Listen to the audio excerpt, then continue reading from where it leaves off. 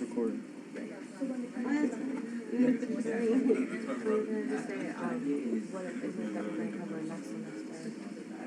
Let's finish this one.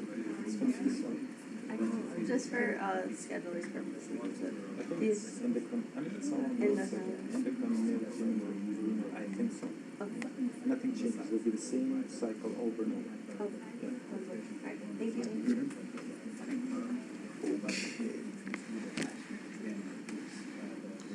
How are you, Omar? Haven't seen waiting for you. Huh? We were all waiting for you in New York. Oh, I couldn't. I need like more assistance. People can go there. Higher, inshallah. Next time. Yeah. I wanted to come too. But Yeah. I wasn't lucky this time. I think this is recording, right? Okay. I think we're done with erythropoiesis. Is there anything else that I forgot you want me to mention? Or do you have any questions? No? Anyways, you can always have questions. If you don't have it now, you can have it tomorrow. But the more you ask, the better it is for you, right? So, clarify everything. Yeah? No questions? No? Yeah. There's no differentiation factor between myeloid cells. It starts from after myeloid cells, right? Yeah, so myeloid are differentiated into proerythroblast by erythropoietin.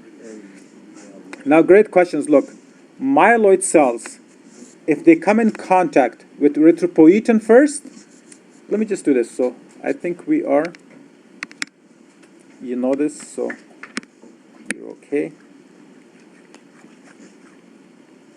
So myeloid cells can become many things, right? Myeloid can become monoblast or monocytes, which is macrophages, correct? They could become granuloblast. Eventually they'll become granulocyte, like eosinophils, basophils, and neutrophils, right? So this, and they can also become erythroblast, and they can also become megakaryocyte. Okay? So if they come in contact with erythropoietin first, they can only become what? RBCs. If they come in contact with granulocyte colony stimulating factor first, they will only become granulocytes. If they come in contact with monocyte colony stimulating factor, they will only become monoblast or macrophages. And then these guys will essentially come with their own growth factor. So if they come in contact with eosinophil colony stimulating factor first, they will become eosinophils. So if they come with basophil colony stimulating factor, basophil, and so forth. And neutrophil, you know? So it depends. What do you come in contact with first? Which means this cell has receptor for all of these three, from erythropoietin, for monocytes, and granulocyte colony stimulating factors. They have receptor for them, depending which one comes in contact with the hormone first. As soon as they come in contact with erythropoietin, then the granulocyte colony stimulating factor and monocyte colony stimulating factor cannot attach to the same cell again. They can only attach one of them at the same time, not all three. Make sense? Because conformation changes take place, those things are internalized. It's almost like, imagine this way, if this is a cell, on the surface of this cell you have, let's say E for erythropoietin receptor, and then you have monocyte receptor, and then you have granulocyte receptor. As soon as whoever comes in contact with these cells first, so let's say erythropoietin comes first.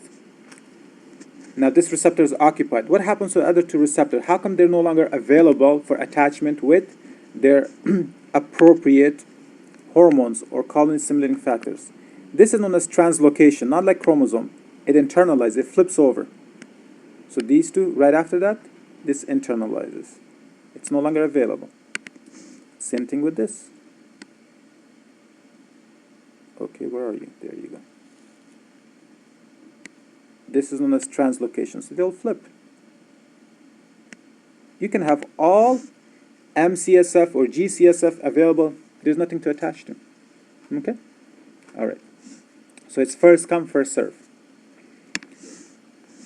Does it answer your question, Omar? Okay, good. Clear. All right, so erythropoiesis, is there anything I'm forgetting? But anyways, read through your books. You know, I put it in just highlights in small sentences so you have more room to add yourself, to think yourself. If I give you everything on a paper, you're just going to read it and not get anything out of it. The idea is to have limited information so you can use it a lot more broadly. That's the idea, okay? So you're supposed to use this. You see a single word, you should remember everything about it. Okay, the idea is not to keep reading the same thing over and over for the next 10 years, right? You have only 18 months. So you're going to try to internalize as much as you can. Depend on this paper the least you can. Okay? So when you make your own notes, you know what's the beautiful thing about your own notes? You just look at one thing and you'll remember everything. That's what you're supposed to do. Okay? So, as I said, I'll use cue card too. I'll just put on it hematopoiesis, see how much I can remember. On the front, I'll put hematopoiesis. On the back, I'll put the details. Okay, so try to do things to your benefit. You're not here to write books. You're not here to become PhDs. You're here to become MDs, practicing MDs. For that, please stay away from extensive notes and those things that'll be good for libraries. You know, you want to get things here, and then understand how to apply. Okay. So hopefully Omar is not here today. Your job, you're gonna do today's tomorrow, right? The other Omar is not here today, see? That's not good. So people are going to be absent. They're responsible for those things. So we cannot get him away with that, right? He will still have to do it, not twice as much work. If you're not here on your day, you will do twice as much work. Okay, let's talk about what's the opposite of erythropoiesis? Yeah, combine erythro and apoptosis. Erythroptosis, okay?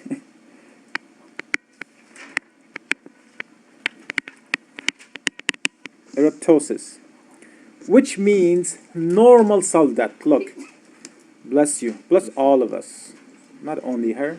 Let's not restrict this thing. You know, we all need it, right? Okay, erythrosis. Erythrosis. Erythrosis is not death of RBCs by a virus. It's not death of RBCs by a disease. This is normal death. The process, this comes from apoptosis, right? A is missing here. Instead of A, you have what? So instead of A, you have eryth. This is restricted only to red blood cells. But when you have A, apoptosis means division, growth, in a sense, increase, or living. But apoptosis, A, means without living, death. This is natural death. This is natural death. By biological term, you can call it suicide. Your cells will commit suicide. Which cells? Healthy cells? Never. Unhealthy cells. Old cells. They are killed by your own cells, which is considered a suicide by your own cells. So to be replaced with new healthy cells, okay? Now, this is apoptosis. This is a general term. Apoptosis is programmed cell death. Any cell that dies because of, let's say your body decide to kill, for example, look, you know, as a babies in the fetal development, there's no fingers yet. The whole arm looks like, what do you call the fish when they have those webs? No, but there's something, another term, oh my God, gills? Gills. You know, fish, their fingers are attached by skin, right? Okay? But during fetal development, and about 7 months of fetal development, apoptosis will kill these cells in between them so you can have separate fingers. So that's not necessarily caused by a disease. Apoptosis is never caused by a disease. It's a normal cell death. It's your body getting rid of unhealthy cells. Getting rid of unhealthy cells voluntarily. So it's considered suicide. Okay? Cell suicide. But erythrosis is only killing of red blood cells, not any other cells. Apoptosis is any other cell. Erythrosis is more specific. It's specific to what? Red blood cells. Make sense? Okay. Now, in this case, erythrosis occurs where? Spleen. Major organ is spleen. Okay, the major organ is spleen. Anywhere else? You know, there's group of organs, they're known as reticuloendothelial organs or tissue. Reticuloendothelial tissue. Reticulo, let me write it down and then I'll erase it. Reticuloendothelial tissue. That means these tissue, they have vessels, endothelium, vessels. That's what endothelium means, blood vessels. And they have reticular fibers, which is a type of collagen. Okay? So these tissues are spleen is part of it, liver is part of it. One more. Bone marrow is part of it. One more. Lymph node. There you go. 4 of them. Good job. Now, when it comes to getting rid of old RBCs, the most important organ is what? Spleen. Spleen. By far the most important, spleen. So under normal circumstances, liver, bone marrow, lymph node have no contribution. Only when your spleen is not working properly or you remove it or whatever happens, then liver, bone marrow, and lymph node will take over. See, lymph node is actually primarily for white blood cells. Lymph nodes filters, kills, gets rid of old or damaged white blood cells. Used white blood cells. Spleen primarily for red blood cells. Okay, bone marrow and liver will do all of them. Okay. Now, what is the sign for old red blood cells? So again, spleen will filter. Another name, sequester. Sequester means trap. It traps them first. Okay? Old, aged, in some cases damaged, not always damaged. Some cases damaged RBC. That's what spleen does. Now, you should have studied spleen before, but I'll tell you something. Spleen has different location. It has white pulp. Huh? Red pulp. Okay. And these areas, so the red pulp is, in a way, let me just draw it for you. Let me just draw it for you. So spleen is designed, let's say there's an artery, splenic artery. Artery is red, right? Artery is red. Splenic artery comes and will branch into many, many capillaries. These capillaries eventually will become like dilated area. There's blood, they call lakes. Okay, so there's not much of blood vessels. It's just a pool of blood in the spleen, these areas. And then they will turn into venules and it will become splenic vein and go back. Okay, so splenic vein empties the spleen. Splenic artery brings blood to the spleen. Now, this red pulp, this area, let me use green here. These sinusites, so these sinuses, what does the sinus mean to you? Sinus. Cavity, yeah. So these cavities filled with blood, this dilated area, the one I have in red, this is known as splenic sinuses. Okay, this area is surrounded by macrophages. Do you remember what I told you? What's the normal diameter of capillaries? 7. In spleen, they become up to 3 and 4. So they shrink, they become smaller, the capillaries, okay? So the capillaries, they become smaller, not the sinuses. The sinus is just a pool of blood, okay? So the capillaries, the splenic endothelium or capillaries in the sinuses, they are lined by what? Macrophages, macrophages, macrophages, okay? Now, macrophages can only, see, what are macrophages? What do they do? Let me write it down for macrophages. Macrophage is a type of white blood cells. So number one, it is a type of white blood cells. It's just one of the white blood cells. There's many white blood cells. Macrophage is one of them. Macro means large. Phage means eating. Macro means large. Phage means eating. So you know what macro means? Somebody asked me, like, what does macaroni mean? I said, no, I don't know. Macaroni, large pasta, I don't know. Okay. Macrophages means what? Eating large things. They're large cells that eat stuff. Okay, so that's what macrophages mean. It's a type of white blood cells. For macrophages to eat stuff, what do they need? Let's say there is an RBC, or let's say there is a bacteria. Okay, so a bacteria, and this is a red blood cell. You guys probably know about bacteria. What time is it, guys?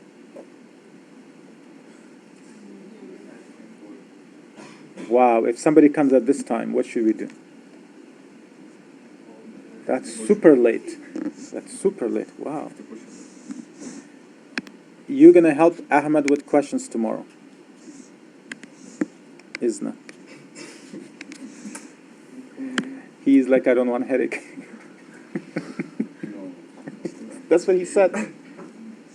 Okay, never mind. Just kidding. Okay, good. Isna, you promised last term that you will be always on time. Right?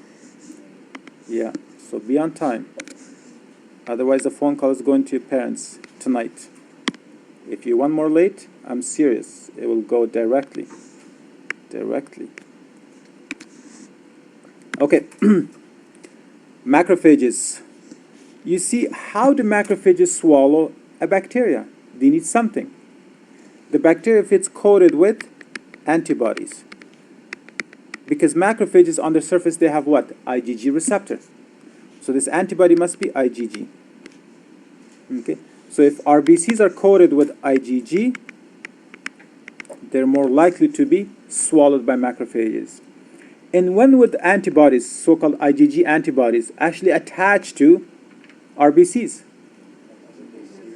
If they have phosphatidylserine exposed, because they've never seen it before. Yeah. You see, when RBCs were made initially during embryogenesis, these RBCs that were made, they were exposed to MHC molecules. And then your body said, wow, I know this. This is nothing new to me. This is my own cells. But later on, as you grow older and the RBCs get older and the bottom layer was never exposed. The antibodies never seen it. It's something new to them. So when that layer gets exposed, they will attack them immediately. So only with aging, look, if you keep if you keep rubbing your hand, even the palm of your hand, 2 hands, keep rubbing it for 24 hours, what will happen? For 24 hours, just rub it. I mean, you can't do it for 5 minutes because there's enough friction and heat, your skin will come off. Imagine these RBCs, for 120 days, they bang against this corner, this tissue, especially when you're angry and you're not happy, I did bad on my exam, blah, blah, blah, and blood pressure increases. And these RBC go with sheer force, just forces through these gaps. So their top layers are eroded slowly. And the bottom layer will get exposed. But antibodies never seen it before. It's the first time. So they recognize as a foreign tissue. They're like, this is something new. You don't belong here. So they attack them, and they attach to them, and they coat them. So these RBCs will be coated. Okay? Now, which antibody? IgG. There's many antibodies. It's only IgG that helps the RBCs to be phagocytosed by who? By macrophages. IgM doesn't do that. IgM will cause clumping and clotting of RBCs. IgM will do blood clumping. Okay, so I'm coming to something. I'm getting there. Just give me a second. So the only way you can have old RBCs trapped here, either if they're spherical or they have their tissue exposed. Now, the question is, why does it take 120 days? You see, RBCs have inside them enzymes. On their membrane, they have pumps to take in things in and out. The pumps, by definition, what does pump need? Energy. You know, you guys seen, I know back home I've seen those water pumps that you go like this, or you put air in your car's tire. It needs force, right? Unless you use the machines, put a coin, I mean, it still needs force, right? A pump, by definition, requires ATP. So if RBCs has enzyme, the enzymes are needed for glycolysis, remember? We'll go over glycolysis today. So If RBC has no nucleus, has no DNA, has no RNA, can they make new enzymes? No. They cannot make new enzymes. So as you lose the enzyme, what happens to the ability of the RBCs to make new ATP? Decreases. With time, they cannot make enough ATP to sustain themselves. And their pumps will not work because they require ATP. So as a result, and the membrane cannot be held in the biconcave positions. They become spherical regardless. They become weak. And then antibodies will attach them, and then they go get trapped in spleen, and spleen will clear them. And who kills them in the spleen? Macrophages. Please memorize these macrophages. Specifically, you have to write splenic macrophages. You cannot just call them regular macrophages. Call them splenic macrophages. Call them splenic macrophages. It is important for you to know that, because they're not liver macrophages. They're not bone macrophages. They're not brain macrophages. They're splenic macrophages. Okay? Very good. So old RBCs, how do we call aged RBCs? If their deep phospholipid layer is exposed, if they don't have enough enzymes, if they don't have enough pumps and ATP. That's aged RBC. Okay? Okay. Now this is just for to understanding. When it comes to the exam, what's important? When it comes to the exam, this is what's important. This is just the introduction. There's types of hemolysis that we need to discuss. Hemolysis, what does hemolysis mean? What does hemo means? Red. Or red blood cell. What does hemolysis mean? Lysis means rupture. Lysis means rupture. Rupture. Bursting. Look, if a balloon is full of water, you take this pen and you pop it, what will happen? It will rupture. That's lysis.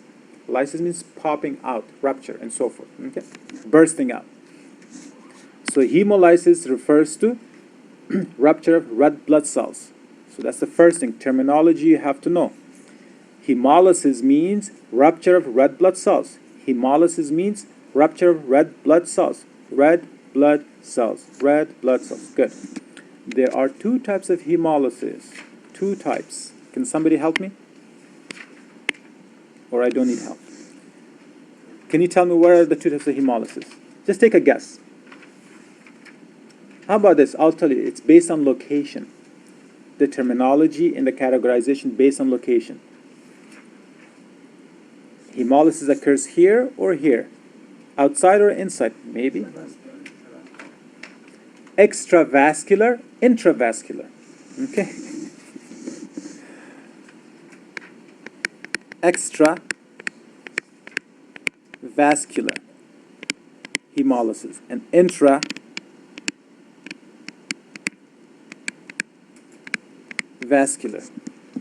You see, red blood cells are always within blood vessels.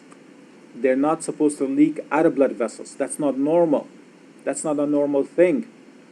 RBCs are always supposed to stay within circulation. If they're outside of circulation, it's not a normal state. Okay. So intravascular means within. Now, intra doesn't mean between. Inter means between. Inter means between. Intra means within. So this means within. The intra part means within. What does vascular mean? Vessels. So intravascular hemolysis is when hemolysis occurs within blood vessels. Within blood vessels. Okay? And extra, what does extra mean? Outside of blood vessels. Outside of blood vessels. So what is this? Where is outside of blood vessel then? Spleen, lymph node, liver, and bone marrow. Okay, so extravascular, for most cases, most of the time, 95% of the time means what? Spleen only. Because majority of hemolysis occurs where? In the spleen. Okay, so this term, you are supposed to make sense out of it, okay? So extravascular means where? Spleen. It means within the spleen. And outside of what? Blood vessels. Within the spleen. And within veins in here, it will be within veins or arteries, which is vessels. We can just say blood vessels. Okay. Okay, good. Are we good so far? So two types of hemolysis, intravascular and extravascular. Okay, extravascular hemolysis usually occurs with aged RBCs. Aged RBCs. Usually aged RBCs are lysed where? In the spleen. In the spleen. Okay, aged RBCs are ruptured where? In the spleen. Now, young RBCs, if they are defective or damaged, in this case, let's just say, look, aged RBCs are not abnormal, right? They're normal. Abnormal RBCs are lysed where? Within blood vessels. Okay? Normal aged, so let's just say normal. See, aging is normal process of life. So that's why you consider that normal RBCs are usually trapped in lysed where? In the spleen. Abnormal RBCs, defective, damaged, sick, and so forth, they're damaged where? Usually within blood vessels. But again, it's not so black and white. Okay? Vice versa can occur. Okay? So just a normal, just a generalization. This is just a generalization. It's not always true. Okay? It doesn't mean only aged RBCs are killed where? In the spleen. That's not true. They can be killed in blood vessels too. They're weak. If there's a sharp edge in the endothelium and they hit it, they'll rupture. Okay? All right, so that's one. Now, the next thing I want to do is that intravascular hemolysis requires IgM. It's IgM mediated. IgM is an antibody. Intravascular hemolysis is IgM mediated. So IgM is what helps, what tags them.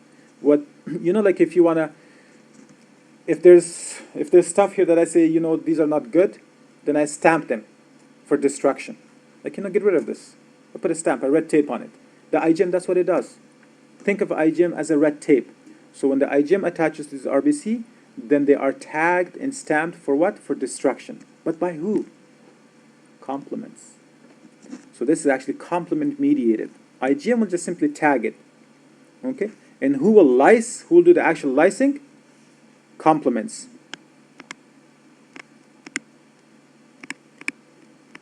Complements. And which complement has three products, right? Those of you who know, complement has three products. Which of those three products is actually membrane attack complex that will lyse the cell? Which one? Okay, Mac. I just want to, 5 to 9, you're right. Okay. So the MAC does not stand for McDonald's, okay? Membrane attack complex. It stands for membrane attack complex. Membrane attack complex. Membrane attack complex. Complements are plasma protein. There's 20 of them. Okay, many of them. But MAC is made of, C is abbreviated for what? Complement. So C5, 6, 7, 8, 9. This is known as membrane attack complex. It's like you grab 6 pens. Is it 5 of them? Yeah, 5 of them. You put them together, it's a complex. That's all. It's like using 6 knives at the same time to stab something. Okay, so all the complements are like knives. They're sharp. If you puncture a cell, it will burst. But it's not one knife. You need 5 of them. They're numbered 5, 6, 7, 8, 9. Although they can be numbered 1 through 20, right? But only 5, 6, 7, 8, and 9 are used in what? Cell lysis. Yes. So for extracellular hemolysis, is that also? I'm not there yet. I'll get there. Okay, let's finish this. So IgM is required for what? Tagging. Complement activation and tagging. You remember, some of you might remember, look, we have 2 types of antibodies, at least for now, although we have more, right? We have a total of 5 types, right? IgM and IgG. What is the major difference between IgM and IgG?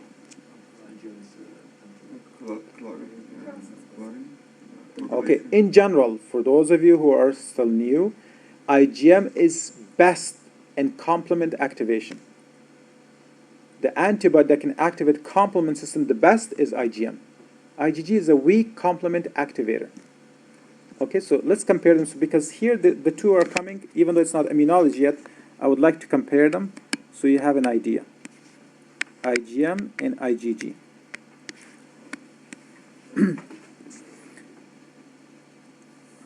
Okay, antibodies are nothing more than a protein, okay? They're immune proteins.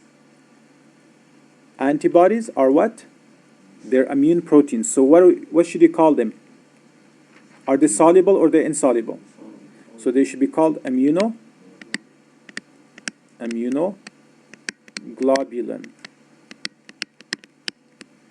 Okay? So the immuno stands for part of the immune system. Globulin, you know what globulin is by now, right? A globular protein, a soluble protein. That's what these antibodies are. So the I, this first I comes from this. The G from globulin. That's why all antibodies are abbreviated Ig. All of them are abbreviated what? Ig. But there's type A, type M, type G, type E, and type D. They're all immunoglobulin, but they have different types. They slightly look different, okay? But I just want to talk about these two right now. At least know for now that the general shape of antibody is always a Y shape. That's the general shape of any antibody. Any antibody, the shape of it is a Y shape. That's what it looks like. If you ask me why does it look like, I don't know. Okay? Why do you look like the way you do? Why do you have 2 arms and 2 legs, not 4 arms and 6 legs? Why don't you have 6 eyes? I don't know. That's how it is, you know? So there's no logic to it yet. Maybe one day we'll discover. So the shape of the antibody, memorize it and be satisfied. Good? It's a Y shape. But IgM, the whole antibody, can exist as a single antibody or as a pentamer. Pentamer means 5 of them are, as a unit, they're fused together. They're all bound together as a one unit. But it's actually made of 5 antibodies. It's a pentamer. That's the shape of IgM. IgG is only found in what? A monomer. Monomer and pentamer.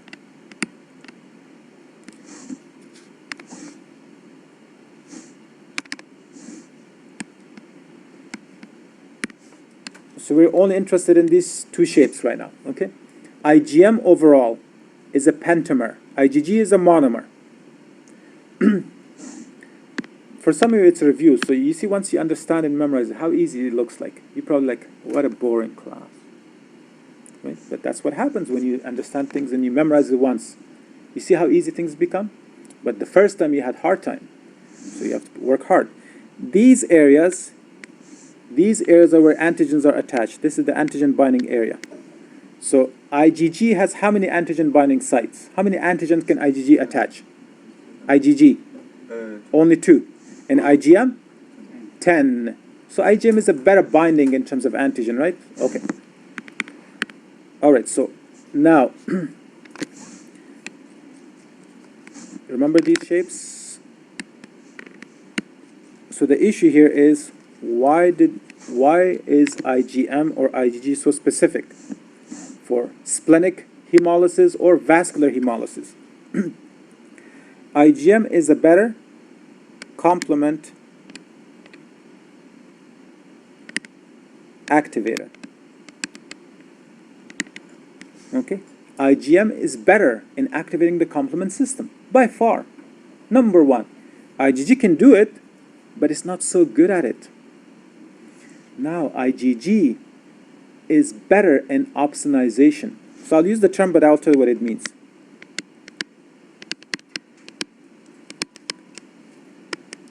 I comes before O. I don't know. There you go. I comes before O.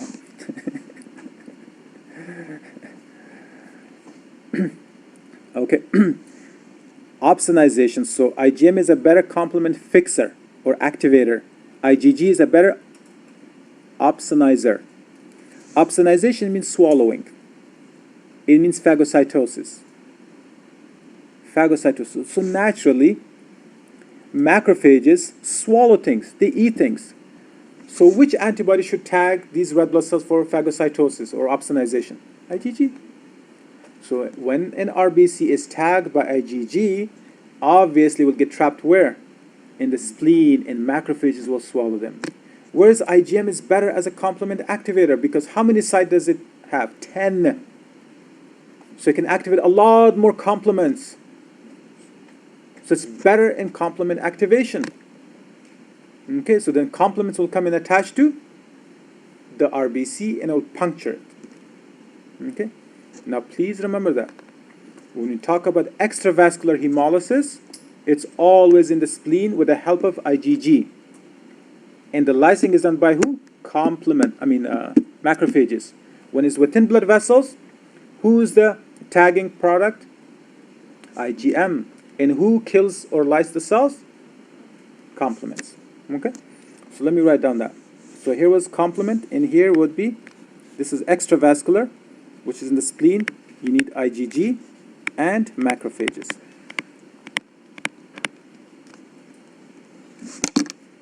Are these both mine? Okay, let's finish this one. Yeah. So, extravascular hemolysis, is that the same thing as erythrosis? They're both eryptosis. Okay. So it depends. Now, hemolysis is not exactly the same as eryptosis. If this hemolysis occurs by chance, by something else, it's not. But it could be eryptosis. It could be programmed. Okay? Yeah. But hemolysis just simply means rupture. Look, if you tell me, bleeding, a person can bleed.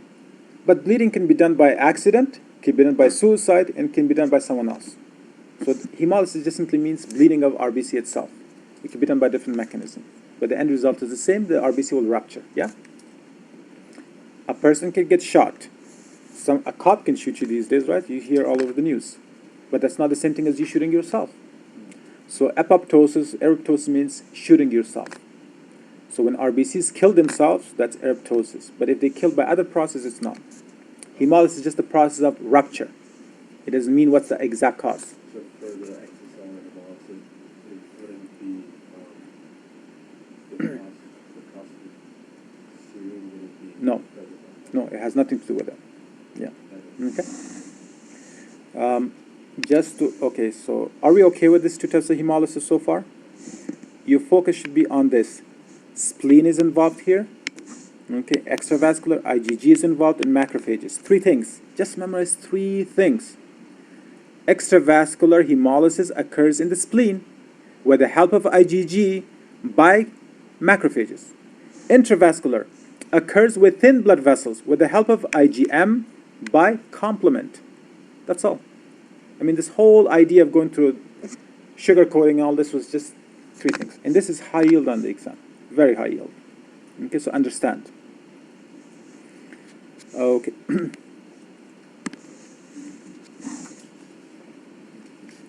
Let's make an RBC. Look, if you have a red blood cell, I'll just give you the last example, then we'll move on. This red blood cell is tagged by, let's say, IgM. Many IgMs are attached. Okay? See what IgM does. IgM is a pentamer, right? Let's just do this.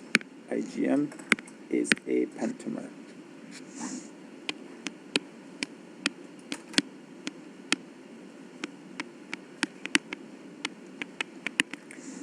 IgM usually can trap many RBCs. So let's just say 1, 2, for the sake of, although it wouldn't be, let's just say 1 here, just make it bigger. So if you don't like smaller ones, there you go. At least 5, I mean, in some cases 2, but this is how, now do you know what is clumping of blood? Coagulation? Who do you think is a better agglutinator or coagulator? IgM. Because they can trap many of them at the same time. These RBCs cannot now swim properly, right? It's a larger molecule now. Instead of being 1 single, it's 5, all of them together. So it's a bigger structure, so it can block arteries. So number 1, they're trapped. Number two, the complement gets activated by the constant region of these IgM, and then MAC will come. So MAC is like knives. One knife, two, three, four, and five. If you look from top, from top, you go like this. You puncture like this. There's one, there's two, there's three, there's four, there's five. You see, at the end, you made a circle. This is how I usually cut a watermelon, honestly. I take 5 knives just to practice complement. Just do it. I'm kidding, okay? Just take 5 knives and punch 5 holes, and then punch that, be like Jackie Chan, punch that little area. It will sink in. Okay? Or melon. So you just made a round hole around it. At the end, what happens? This RBC is going to leak a lot of fluid. That's hemolysis. Okay? So complements, that's what it does. That's what it does. But now, if this was in the spleen, it was a single RBC. Okay, and this RBC is no longer, number one, it's no longer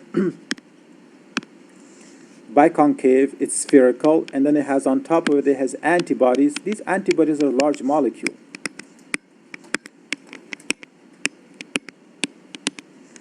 Look, if you have a nice smooth M&M, we're going back to M&Ms, or cherries, or whatever. Is there any fruit or something that can pop? Something flexible? Grapes? Okay, so if you have a smooth grape, you told as a physicians, that children under 5 years should never be left alone to feed themselves with grapes, right?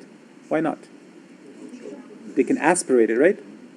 Okay, so you can swallow a whole grape through your esophagus, not aspirate it through trachea, right? You can do that. But if you have thorns sticking out of these grapes, you take like needles, you put in there, just like these antibodies. Could you swallow it? Isn't it more likely for this grape to get trapped in your esophagus? Yeah, that's what exactly happens. So when antibodies coat the RBCs, they're likely to get trapped in the small, not even 7 micrometer anymore. It's 3 to 4 micrometers of endothelium in the spleen or capillaries. So it gets trapped. If it gets trapped, then you have these sharks called macrophages. They're like, oh my God, the RBC is just trapped. No, it's trapped. Cannot swim, cannot do anything, cannot leave, cannot escape. So they jump them and eat them and puncture them. Very easy. You see a moving target, you cannot just puncture. You can trap it first. You have to trap it first. But in this case, RBCs are trapped, so it's very easy for macrophages to eat them. Okay? And on top of that, this IgG is a signal for macrophages. Macrophages have a receptor, a hook, that can hook onto IgG. Without it, it cannot hook. The RBCs will be just left alone. Okay? All right, so I hope it makes sense. At least 2 processes you know for now. How do you get rid of red blood cells? And how do you make new red blood cells? Okay? Now, hemolysis, there's 2 types. Extremely, extremely important. Look, it's 5 minutes of studying, honestly, but we spend a whole hour on it, right? So make sure you understand. There's intravascular hemolysis and there's extravascular hemolysis. And the things that are required for are different. Extravascular occurs in the spleen, requires IgG and macrophages. Intravascular occurs within blood vessels, requires IgM and complements or MAC. Okay, return of the MAC. Okay, next. Is it time? 51? 10:51? 9:51. Let's take a break and then we'll go over the structure of RBCs, okay?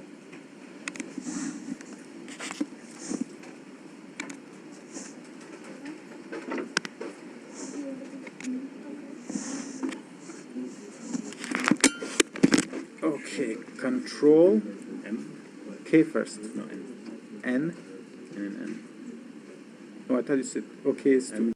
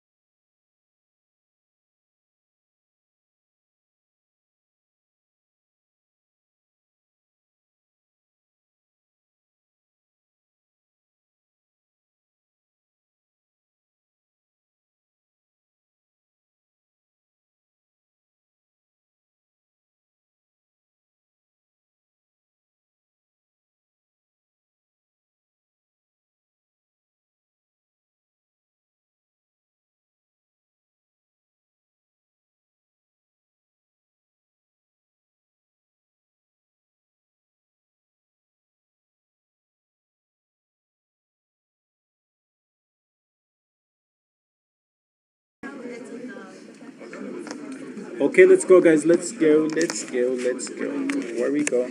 I don't know.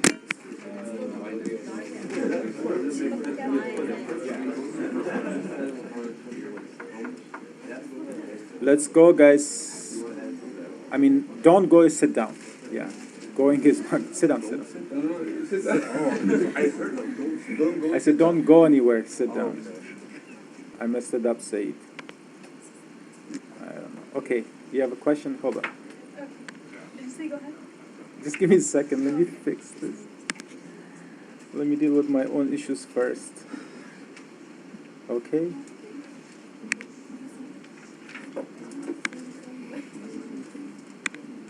Wow. Said, what's happening? My computer is breaking.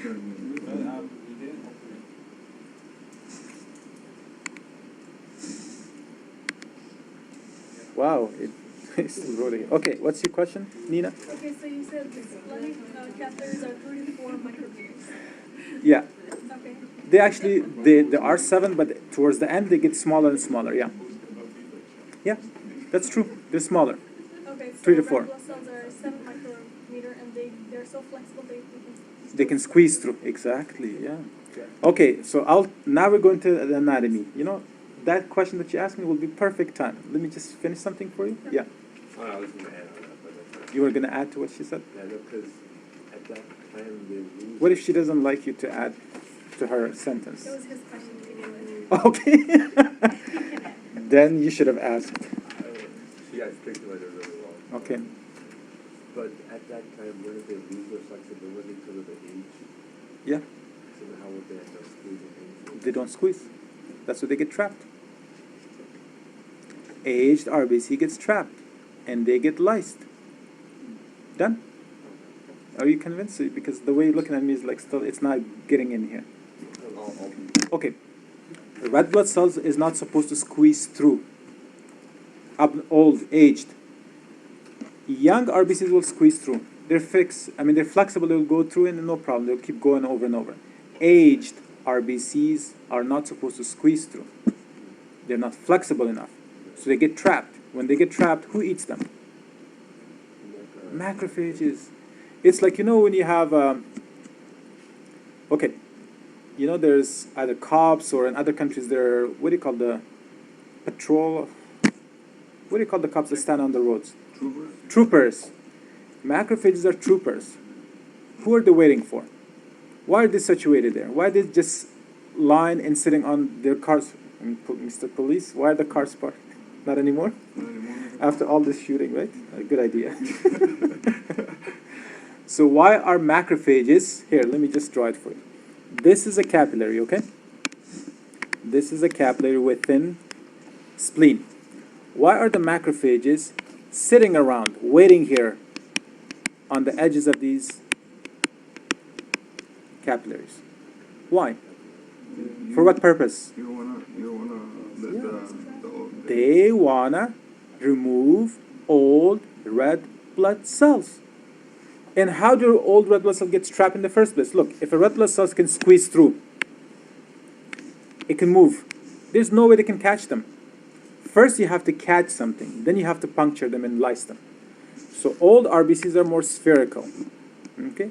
And they have the antibodies coating around them, so they get trapped. And then the macrophages are just waiting there and they feed on it. Does it make sense? So all RBCs won't be able to squeeze through. They get trapped and they get lysed. Okay, now, what's the next thing? What did I say? Structure, thank you. Okay, generally speaking, an RBC should have a shape. A mature red blood cell should have a shape, correct? And the shape of this RBC should be biconcave. In the peripheral surrounding, like this is looking at it this way. I wish I brought a donut. You know, like you're looking at it this way. But if you look from top, they're still circular, right? If you look from top, they're still circular. So number one, the diameter, this is the diameter of the entire circle, right? Diameter of the entire circle in this case is roughly speaking about 7 micrometer. That's the diameter. Okay? Now, one more thing. I think I know what you're going to ask, but let me just No, finish it's this. actually, I meant to ask about the form. Just let me do one more thing, okay? The thickness is about 2 micrometer of this disc. So the best way to identify an RBC will be biconcave disc, because it's really not like a round cell. It's a disc-shaped cell. Biconcave disc. But this disc, the edges, just like a pizza. Oh my God. You know, pizza has those edges, right? Right? They're more thicker. The center is more thinner, especially if you have one topping, single topping. So I'm talking about food these days. I just finished Ramadan, I guess maybe that's one. I don't know. But anyhow, so the center is depressed from both sides, as if you hold it with the 2 fingers. Okay? The edges are thicker. Does it make sense? That's biconcave. Yes, Asra. It was just something that popped in my head about, the Popping is good, yeah. Um, We're gonna pop these RBCs right now. the IgGs that tag the red blood cells extravascular occurs when the red blood cells are within circulation. So why don't non-splenic macrophages attack them since they're tagged with antibodies? Or Why do non-splenic, like regular macrophages? macrophages? Yeah. Do you have macrophages in circulation? No. Yeah. Monocytes are not Monocytes. cytologic, I mean, in terms of tissue, phagocyte is not active enough. They won't do it. Yeah? They're immature macrophages. They can, but usually they're not tagged they're that early anyway, so, yeah? Okay. All right, are we good? So 7 micrometer, about 2 micrometers. So number one, there will be some terminology. So we want to know at least the diameter of RBCs. We need to know the thickness. And then we need to know volume. And we need to know the color. What else? Okay, so diameter is done, 7 micrometer. Thickness is about 2. That's done. We already know it's biconcave discs, right? That's the shape. And they're very flexible. Very, very flexible. They're not rigid. Okay, they're not rigid, they're flexible. Okay. Okay, volume. Roughly speaking, the volume of, on average, will be about 90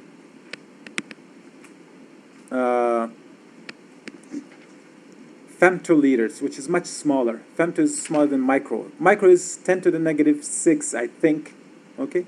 And femto, I think, is 10 to the negative 15. So very, very small. Something like that. I think you can check it out. I think that's what the units are. Okay? But check it out just in case to make sure. It really wouldn't matter, but units are given to you on the exam anyways, okay? Let's keep going with volume. If a RBC is of a normal volume, it's known as normocytic. If an RBC has a normal volume, what's the term used? Normocytic. It's a normal site. It's a normal size, normal site. Okay? And the range is usually 80 to, I would say 96, but 100, some people say 100. So that's the normal range of normal. Normocytic. What if it's smaller? What would you call it? Microcytic. Or microcyte. Microcyte will be a cell. Microcytic is an adjective, right? So, and that's usually less than 80 femtoliters. Could you have larger than normal? Yeah, of course. Macro.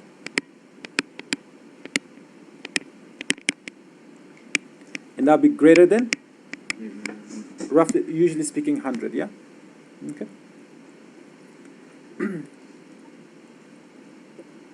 Even 80 is considered small. Look, 80 itself is considered small. 98 itself is considered large by some. I mean, some scientists, they disagree. They think they're smarter than others. So, okay, you know what, 99, I think 99 is the best option. I think that is, no, 100. So, but this is rough averages. Okay, so these terms you have to know.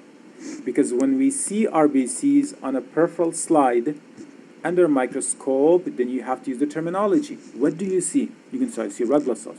I know, Mr. Doctor, you are already a physician, so you have to know better. You will say, oh, it's small, but please use this scientific terminology. Microcytic, perfect. Macrocytic, perfect. Normocytic, absolutely critical. Amazing, good. Color. Now, color of RBCs. You see, the edges are more red. The center is more pale. Okay? But, in the redness comes from what though? Hemoglobin. That means most of the hemoglobin is where? Concentrated? Around those areas. So, now it's not so pale. It's just a little bit. Let me see if I can use something. Oh, this is not good.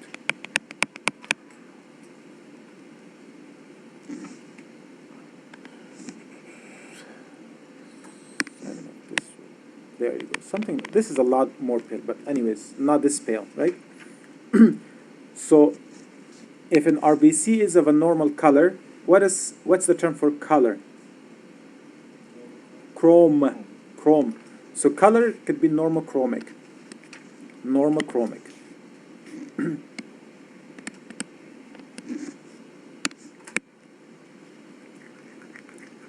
Normochromic. Now there's no such thing as small and large color, right? Color is less or more. And the term for less or more is hypo and hyper.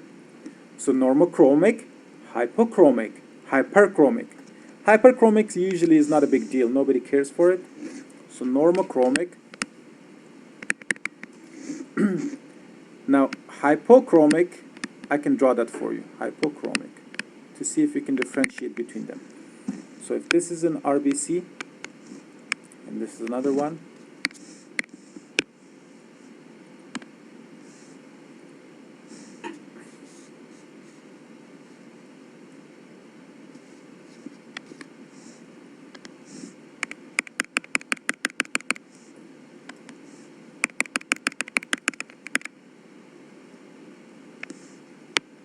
let's compare these two, see what you see.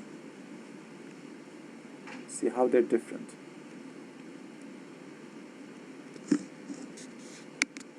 So A, or let's call it N, is normochromic. This one is hypochromic, H. Clearly, you can see the difference. The central pallor, this is called central pallor. The center of it is very pale. Okay?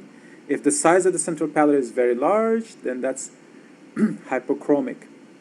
Okay? So you can consider, you can label RBC, you can identify them. Are they hypochromic or normochromic?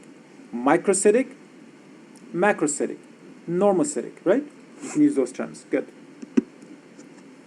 So, volume, usually, if it's large RBCs, that means you have folate deficiency or B12 deficiency.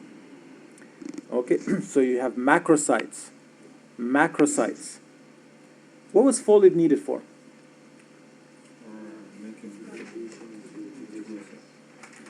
For converting erythroblasts to reticulocytes, right?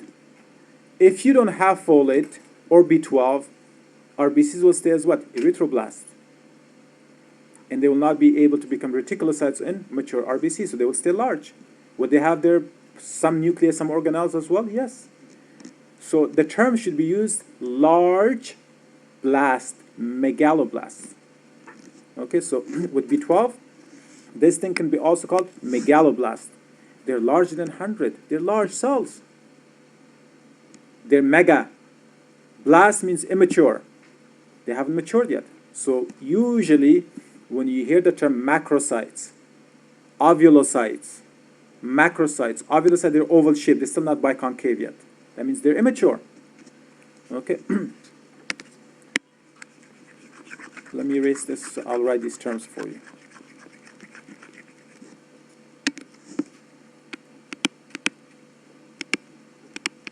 Ovulocytes, they're oval shaped. They're not biconcave. When are red blood cells biconcave? When they're mature.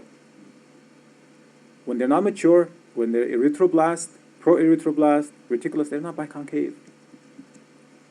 They're oval or spherical shape, round shape. Okay? So ovulocyte tells you what? Immature cells. Megaloblast tells you what? Large immature RBCs. Okay? And macrocytes tells you what? I mean, at the end, all of them are greater than 100. So large cells, large RBCs. These terms are not used for any other cells. Okay? They're primarily used for RBCs. So one thing that can lead to production of all these three is vitamin B12 deficiency. In your books, whenever you see negative signs, that means it's not there, deficient. Or B9, which is folate deficiency.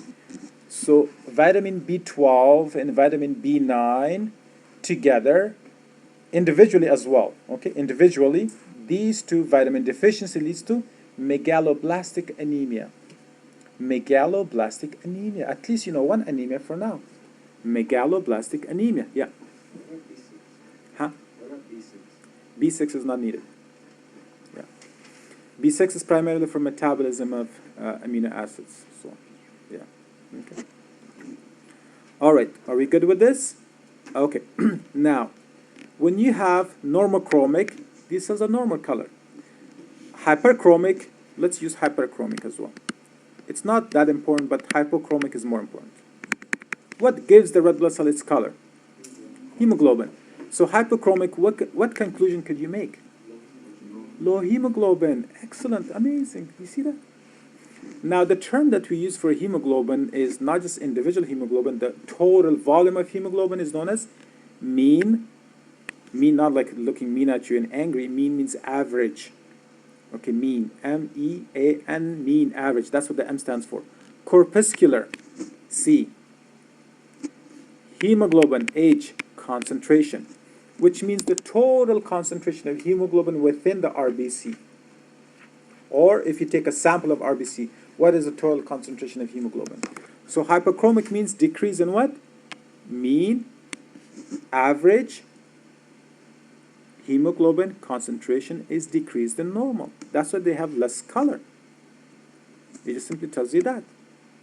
Mean corpuscular hemoglobin concentration is the same thing as hypochromic. So MCH, MCHC is a molecular version. You can measure that. Hypochromic is the color what you see. Okay? Now, hyperchromic, what do you think? MCHC is increased. Again, I'll slow down. M stands for mean, C for corpuscular, meaning like corpus. You know, like when somebody dies, what's left? Skeleton, corpus. This means the skeleton of hemoglobin. That's what it means. Okay. H for hemoglobin, C for concentration. You could just say like the total hemoglobin concentration is low, therefore RBCs are hypochromic. In a normal language, not in scientific language. Or you can say the total hemoglobin concentration is high, much higher than normal. Therefore, the color of RBC is much, much more red than normal. It's hyperchromic. So, see, this terminology is enough to get you a question wrong. Okay? But once you know this terminology, then you have to use it among yourselves. So when you talk to each other, I try to teach in a simple terminology, right? But you are supposed to speak to each other in the scientific language. Don't use the simple terminology. It's just, I do it so you can understand.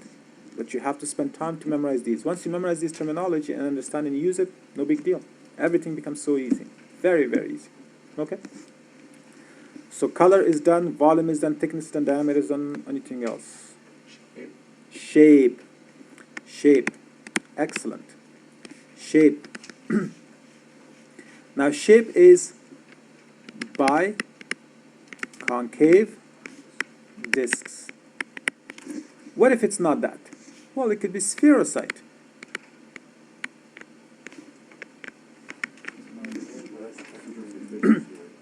That's not normal. Spherocyte means spherical, round, ovulocyte.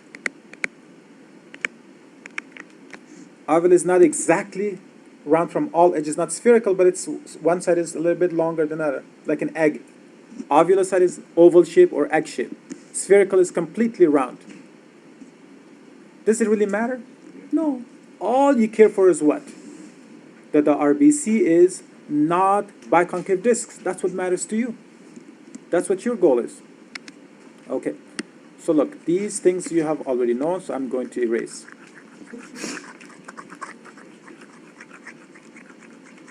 Come on, guys, say bless all of us. That's nice. Yeah. I need it. You guys don't need it, that's fine. I need it. Okay. That's normal. This is abnormal. This is abnormal. For mature RBC. But these are normal for immature RBCs, right?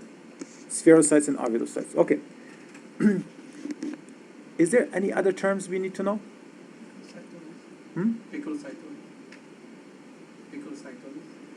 Okay, that's for actually for the nucleus. Okay. Now we can have dacrocytes or dacrocytes. Tear-shaped. Tear-shaped. What is tear-shaped? Like this, right? Okay.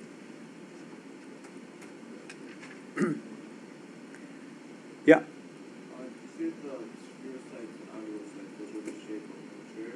Mm-hmm. And what about OH? Yeah. Same thing. Yeah. Yeah.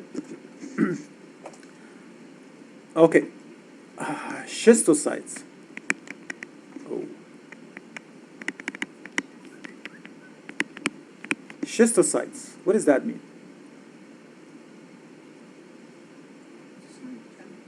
Sounds like schistosoma. So what does that mean?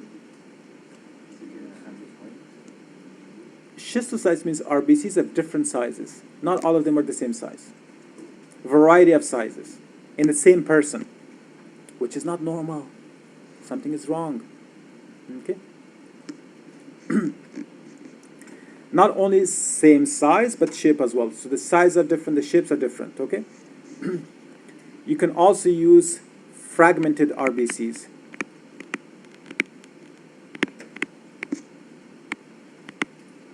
Okay, so these terms. Fragmented RBC is usually the product of what? Hemolysis. Okay. Helmet cells. You know, like those Roman empires? You know, back in the days, they used to wear these kind of helmets. Yeah. Those terms are used too. Of course, sickle cells. Right? So they're different shapes and variety. We'll discuss them. Yeah. But ovulocytes is general, you should know this. Spherocytes is general, you should know that. Biconcave discs is the normal, you should know that, okay? So we discussed diameter, we discussed shape, size, color. Anything else? What am I forgetting?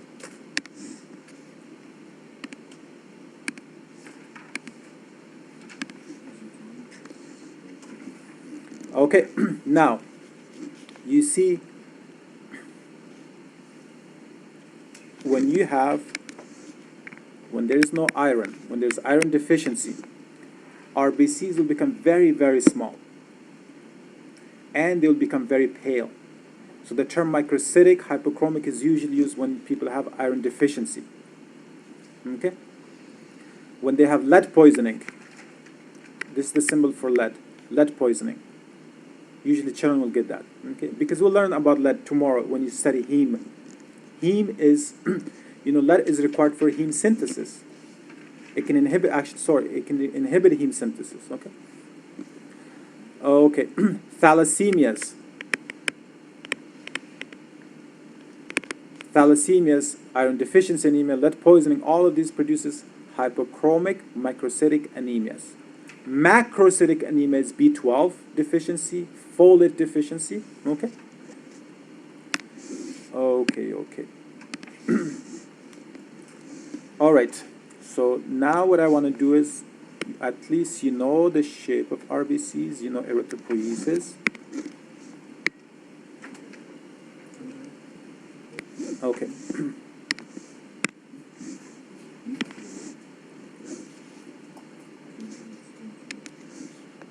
Okay, so let's start with some, yeah. Going back to volume for megaloblasts, so you want to make sure they would stain blue, right? They don't have to sing blue. They don't have Was that my phone? Yeah, your question is, megaloblast has to stain blue. Wouldn't they consider If it's blast, yes. Yeah? And the same thing with the Site? No. percentage. But remember we talked about what are the types of erythroblast? How many types of erythroblast do you have? Say just three. What are those three types? Basophilic, polychromic, orthochromic. You see, basophilic is the bluest of all of them. Polychromic is some areas are blue, some are red. And then you have orthochromic, it's mostly red. So it's not a right thing to use blast and equate it to blue. Does it make sense? Okay? All right. Okay, we're coming back to shape. Anatomy. On the surface of these RBCs, and then this will be the last thing today. Okay, what should we find on the surface of RBC? Look, you already know RBC is what? It's nothing more than a protoplasm. What's a protoplasm? A protoplasm is a cell that is empty of all organelles. That is empty of all organelles. It's just a cell membrane. Within there's liquid. That's all. That's a protoplasm. That's the term used. Okay? As I said, you have to go back to your high school and colleges, the terminology that you have come across, you have to remember them. Here you're becoming a scientist. Trust me, all of these little terminology is important. Once you use it, and those of you who want to study the right way, whatever you study today, please memorize the terminology first. And then when you study the diseases and everything else, talk to your friend. If you don't have them next door to you or in the same apartment or whatever, call them and talk to them in a scientific language. Try to use this language. Okay? As I said, I don't use it because I want to make it simple for you to understand. But you have to talk to me in a scientific language. Make sense? So you get used to it. It becomes normal. Then you're highly educated and everything will become easier. Michigan is smiling. I don't know why. What's up, Asra? Smiling is good. It's healthy. I didn't say anything. Okay. Okay. Now, the thing is, the red blood cell membrane is still a membrane. Does the red blood cell have a cell wall like fungus? Like bacteria? No. So they're not rigid enough. So what does it mean? If you somehow increase your plasma concentration, what is the normal osmolarity of plasma? That was sodium concentration. Plasma osmolarity. I give you bonus, whoever tells me. Plasma osmolarity or osmolality. Take a guess. 2 times the sodium concentration plus chloride. That's good enough. Yeah. So 286 to 300. I'll just go with 300. It's easier for me. Okay, that's the normal osmolarity. It's not there. I don't think it's there. It's in the plasma section. Okay. So the overall concentration of all the particles. What does concentration mean to you? Number one, let's understand what is concentration. How would you define concentration? Che. Che. Do you know who Che is? Ahmed. Yeah. Yeah. He was a freedom fighter in the 70s in Colombia, I think. Che Aguero, right? That was his name? I forgot his name. Yeah. Yeah. Famous. His picture's all over. So your hair and hat just reminds me of him. That's why. But anyhow, he's a nice guy. He's my hero, in a sense. Not completely, but partially. Yeah. Okay. What is concentration, Ahmed? How would you define concentration? Yeah. Sure, that could be hyperosmolar. But how would you define concentration? It's a Yeah. number of something on, like, divided by this unit of area. Okay, so how many people are sitting on these chairs? That's concentration? No, the Mass over volume. No. average mass. You're close. Density.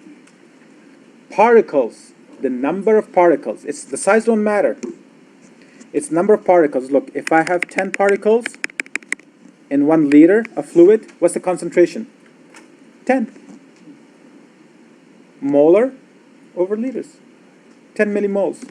All of you guys took chemistry. I'm telling you, look, things will become relevant now, okay? So you don't have to memorize them, but just as you go through, try to use this terminology, okay? So that means the total particles in plasma, that's plasma osmolarity or osmolality. It's 300 millimoles, okay? Now, which the easiest way is twice the concentration of sodium. What's the concentration of sodium? You have to memorize this one. 142 average. Okay, so that's 284, right? So plus you add chloride and something else. Okay, so that's the total concentration. So the concentration of plasma depends on what then? Sodium, sodium, sodium. Look, which means there should be equilibrium between RBC and plasma, correct? Usually intracellular sodium is about 14. Intracellular sodium is always 14. Extracellular sodium is always 142. Memorize these things because this will, in neurology, those of you who love psychology, neurology, you want to know how people think and stuff, sodium is very important, okay? Your whole mentality depends on sodium. Okay?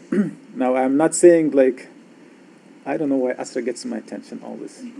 Just maybe just the way I'm sitting.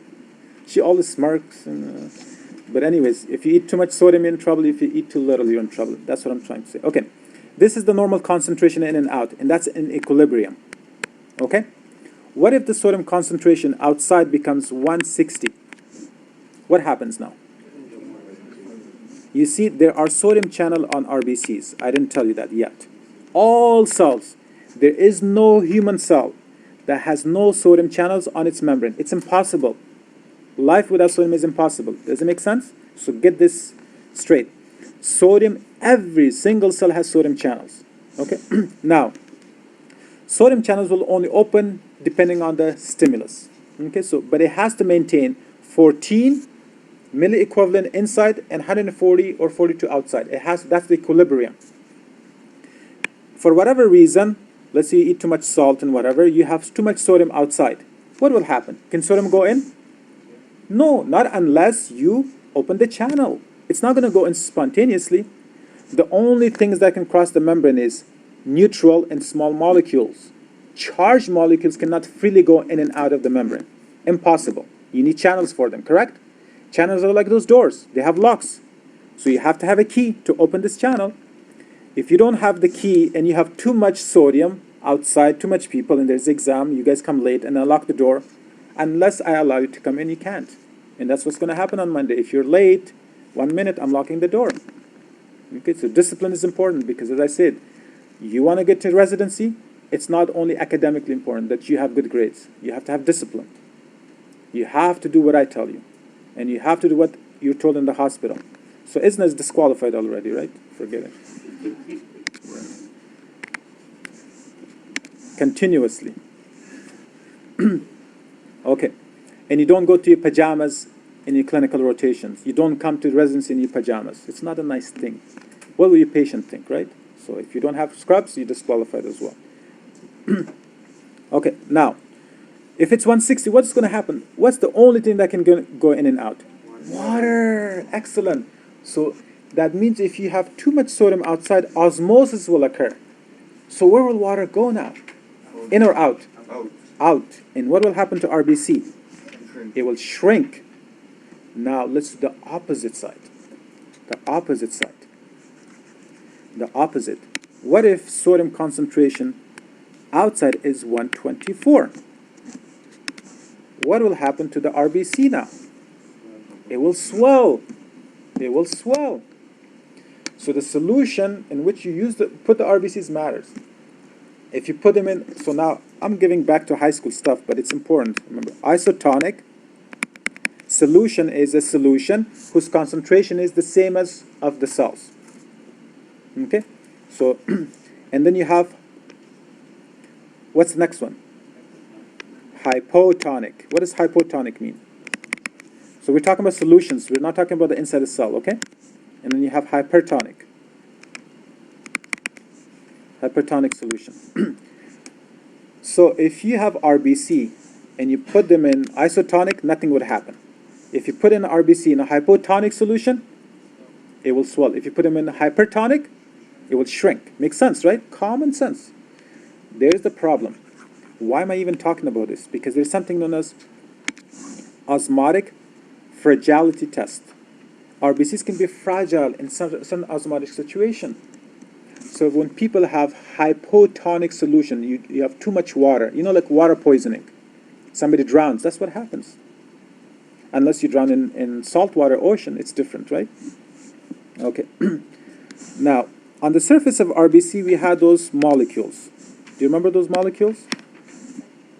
Spectrin, excellent. Okay, chose the wrong color. Let's just do it this way. There you go. So I want to talk about spectrin a little bit more in details. So the pathophysio is very, very important. If it takes me time, it's okay. You know, as I said, we try to finish by 11. If not, we'll finish by 12. It's no big deal. You're here to learn education, not get out of here soon. Okay. Green. There's a green on these molecules are located on the inside of membrane, not on the outside, on the inside of the membrane. So there is ankyrin. Okay. Ankyrin is attached to band 3 and 4. Band 3 and 4, think of it, they're transmembrane. They are transmembrane. Write it down what I'm telling you, okay? You know what? Let me just make it easier. What should be the color of a membrane? Red, yellow. All membranes are usually made of lipids, so make it yellow. There you go. Good? There you go. Okay.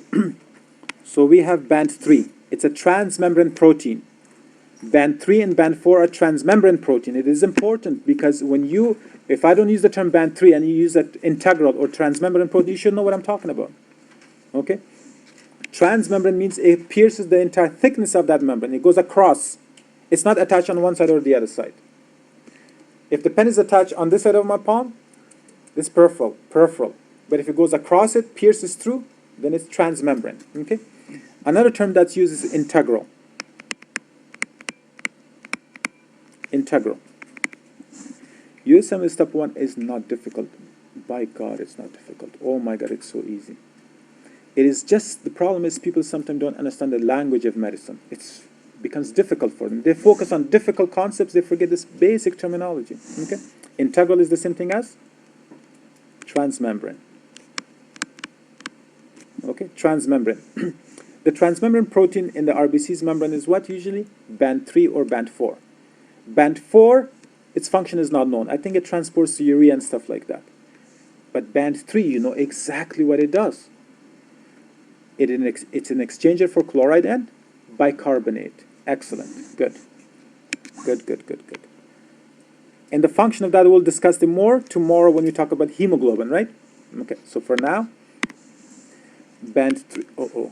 Band 3. Band 3. Okay. On the inner surface of band 3, there is another protein that's attached to it is what? This is ankyrin. Ankyrin. Okay? Let me make it yellow so maybe you can see it better. There you go. Ankyrin. And let's make one more band 3. I don't think it matters if you know this architecture, but I just want to make so usually if somebody wants to get 100% or 99%, these questions will help. If you just want to pass or get 90%, wouldn't matter. Connected, these ankyrin to each other are by a green spectrum. Okay? And let's say here you can see more ankyrin here and here and here and here. And of course they're attached on the blue, but we cannot see blue on the other side. And they're all connected by what? Spectrum. So as a result, it's almost like making a dome. I was watching Seinfeld. You know Seinfeld? George is always what? What's his job? Architect. So architect will help you in this case. That's what it's for, the architecture of RBC. So it makes it flexible. It makes it strong. Spectrum makes the cell membrane so tough that it withstands osmotic pressures. So if you have spectrum deficiency, don't you think your red blood cell is at risk of osmotic rupture? Yes, it is. Wouldn't you use that test for it? So when people have spectrum deficiency, they come to your clinic or your hospital or whatever, and you want to diagnose them, one of the tests you should do is osmotic fragility test. You put the RBC, you take a sample from their veins, the red blood cells, and you put them in isotonic or hypotonic or hypertonic. Hypotonic solution. And the RBC will swell and it will rupture because they don't have spectrum to hold it together. And that's a positive test. And that's diagnostic, done. That's 100% diagnostic. Okay? So you know the function of spectrum, you know the structure of spectrum, anchorin, and band 3. We're done with that, okay?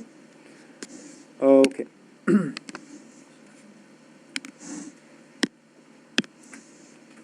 What else did I talk about? What was other molecules that were found on the surface of RBC?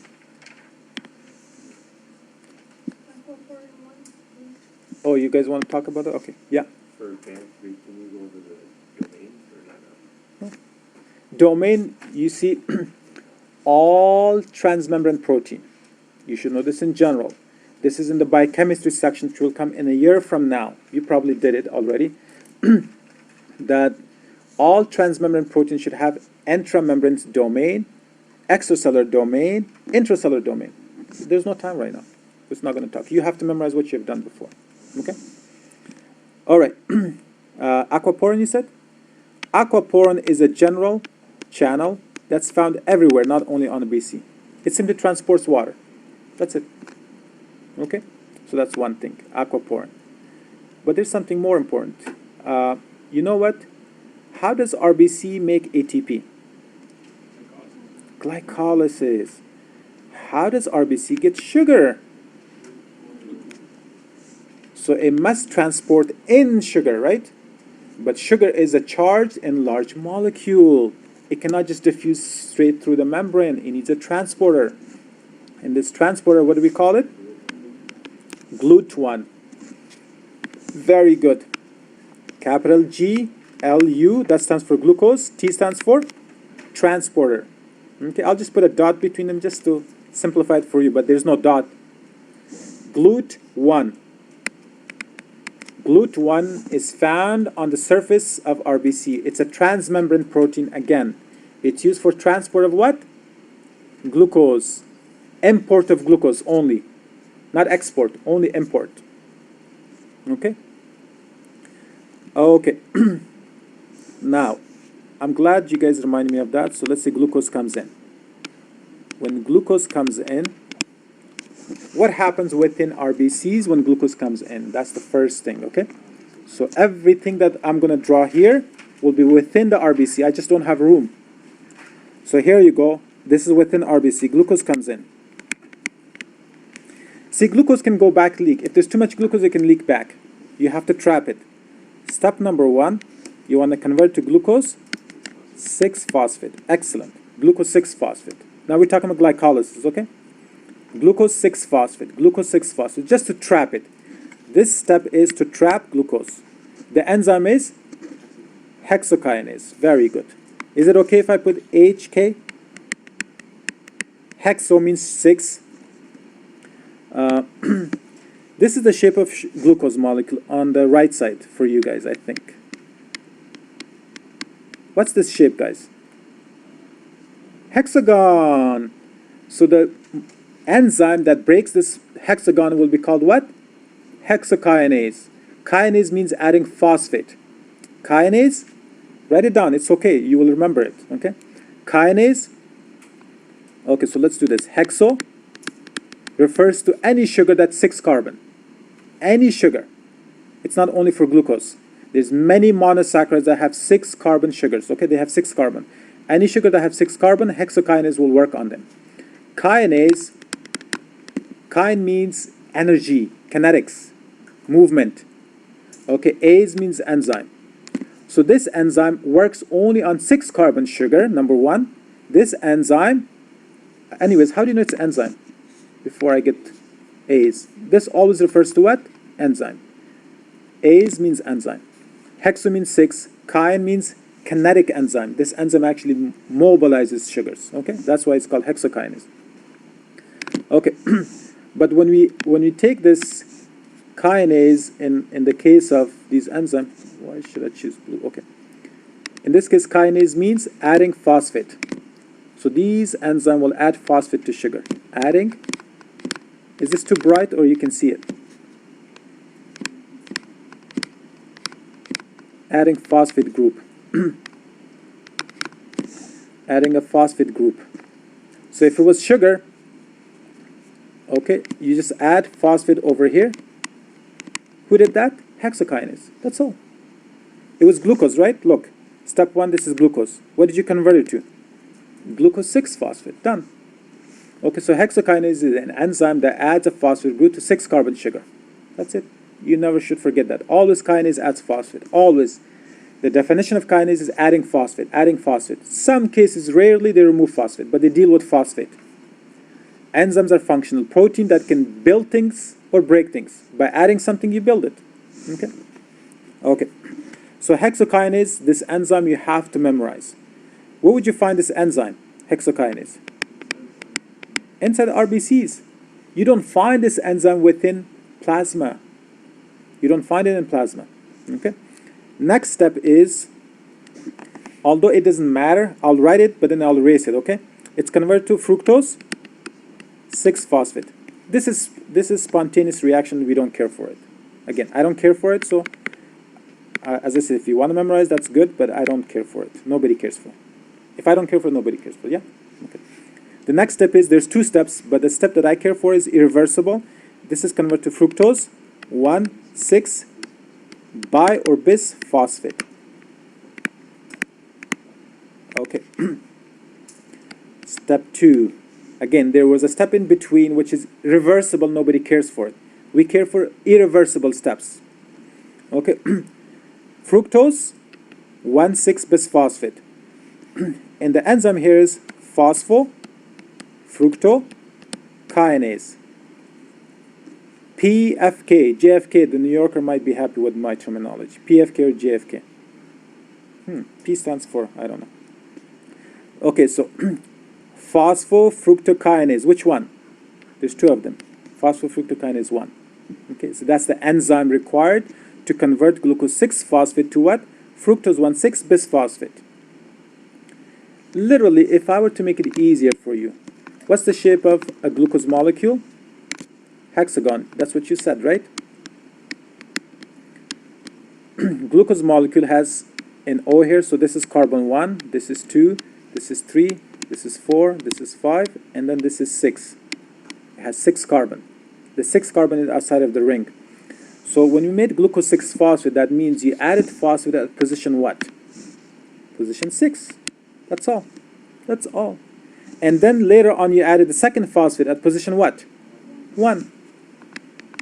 This is called fructose 1,6 bisphosphate. So the shape changes, is no longer glucose, it's fructose. That's all. Fructose is a twin of glucose. It's an enantiomer, meaning a mirror image. Okay? Just slightly different. The OH, for example, if you open the ring, if the OH is, you don't have to know, I'm just trying to tell you the difference is not much. If the OHs are all in the same direction, I don't know what's that molecule, but if the OHs are alternating, that's glucose. If one is up, one is down, that's glucose. Okay? If up, down, up, and then again up, that's galactose. Okay? And then we'll talk about something else today as well. If it's down, up, it just simply means in space. How are they located? That's fucose. Okay? Fructose is a 5-carbon ring, so it becomes 5-carbon ring. It's still 6-carbon sugar, but it's 5-carbon ring. That's the only difference. But as I said, we'll learn that in biochemistry. I don't think it matters for step 1 or 2 or 3 or anything. But, just understand that glucose was converted to glucose 6-phosphate, and you need to know the enzyme, hexokinase. Number 2, phosphofructokinase 1 converts glucose 6-phosphate to fructose 1,6 bisphosphate. And then eventually these will be broken down into what? Glycerol, aldehyde, right? Glycerol, aldehyde, 3-phosphate. Okay? And the enzyme here is, what's the name of the enzyme that breaks it down? Aldose. A or B? Aldolase, aldolase. A or B? Where's B?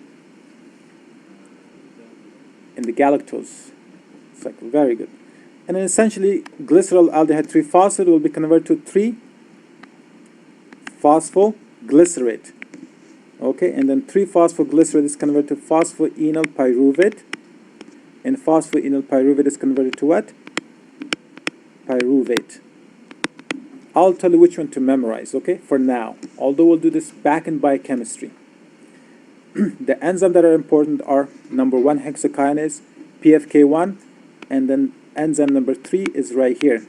Phosphoenol pyruvate is converted to pyruvate, and this enzyme is what? Pyruvate kinase. Pyruvate kinase. So I'll highlight the enzymes for you, and then we'll make sense out of it. You need to know this enzyme, you need to know this enzyme, and you need to know this enzyme. Okay, so glycolysis is converting glucose to what? To pyruvate. Pyruvate is how many carbons? 3 carbon sugars. So you will make 2 pyruvates. 1 glucose will give you how many pyruvates? 2. If you take a 6 carbon sugar and you cut it in half, what are you going to get? 2 3 carbon sugars. Okay? So that's what glycolysis is. In this process, in this final step over here, pyruvate kinase produces 2 ATPs. Okay? And 3-phosphoglycerate to phosphoenol pyruvate, again here are 2 ATPs produced.